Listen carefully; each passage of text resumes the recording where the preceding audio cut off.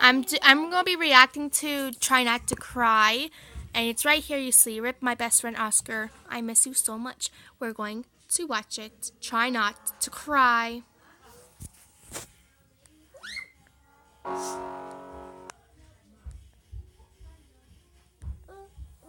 Shoot.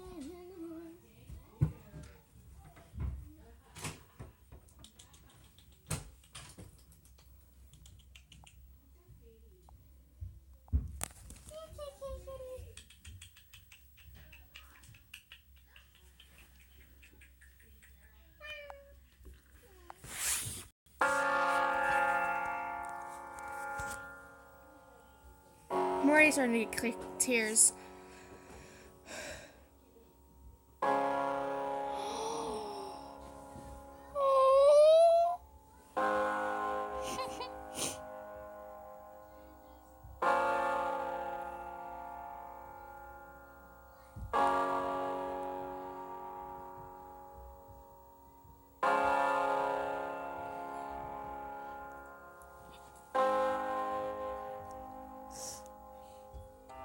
Leaving that hospital is probably one of the hardest things I've ever done in my life. I think it is. It is without a doubt the hardest thing I've ever done in my life. I remember the phone call that I had with my mom when I was in Los Angeles, when it was a regular phone call. We were going about, our regular daily phone calls the way we usually do. And I always ask, how's Oscar doing? And she said, not good. She told me that he had been having seizures, and immediately I wanted to come home. It all happened so fast. I didn't really have a chance to.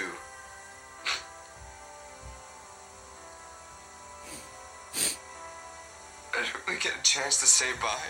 I'll put a picture of, this is a picture of me and Oscar before he started having seizures that night, and my mom took it of me and him. Oscar's very stubborn. He's such a stubborn dog. He only does things when he wants to do them. You can't tell him to do anything, you can't force him to do anything. He'll just ignore you. He doesn't care. He's such a funny personality. To be able to cuddle with Oscar, it was what we all wanted the most, but what we couldn't have at the same time, because he would only come cuddle with you when he wanted to cuddle with you.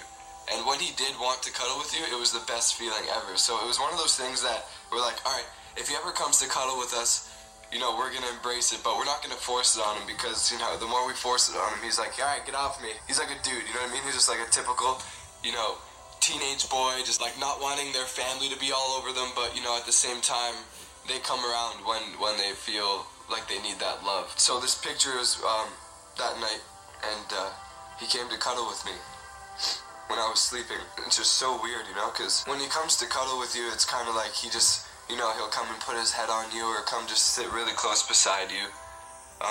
But, he had his head on me, and then I noticed that he had his paw on me as well, which was just, like, so weird. And I think that he knew that that was his last time with me, so he took advantage of it.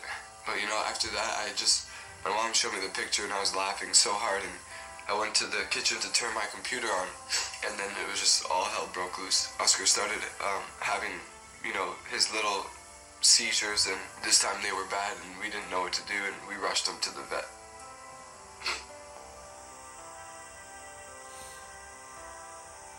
And he barely made it there. I just remember getting out of the car and rushing in, and telling them that we needed a stretcher.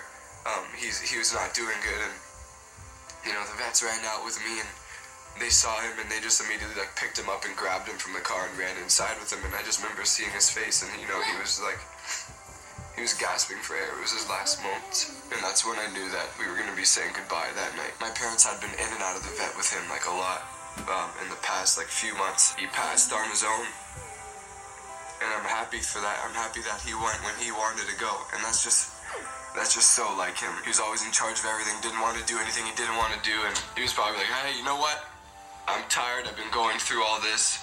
I'm not going to be put down. I'm gonna go because I'm ready to go. And he did. He passed there at the vet, and we all got to be with him when he passed, which was awesome. And I thought that I wouldn't have been able to stomach me being in Los Angeles and my parents calling me, telling me that Oscar passed away. I'm happy that we were all there as a family, and he was with all of us. My mom kept telling me that he waited for me to get home.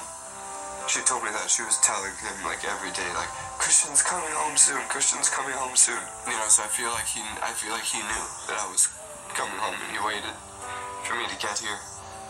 Because he had several seizures before when I was in Los Angeles, like bad ones, my dad was telling me. And you know, my dad thought at those times too that he was gonna pass away because of how bad they were, but he didn't. And you know, I remember the day that he passed, I had the best day with him. He was with me as usual, downstairs with him, then we came upstairs and I told him, you wanna go up on my bed? You wanna go up on my bed? And that's something I taught him at a really young age, and my parents hated me for it, because then he always wanted to go on the bed, and my parents were like, no, he can't always be on the bed all the time. So he came up here with me, and he went on my bed, and we were just hanging out, and he was cuddling with me, and he was just hanging out on my bed. He just loved being elevated. He loved being on top, always. If he could be higher than normal, he just loved that. Oscar was nothing less than my brother, my best friend. He helped me get through so much crap when I was younger. I still remember bringing him home. I still remember being in the back seat with him on my lap, just like this little pig like this, just in between my legs, just lying down. I miss him so much. This house still smells like him,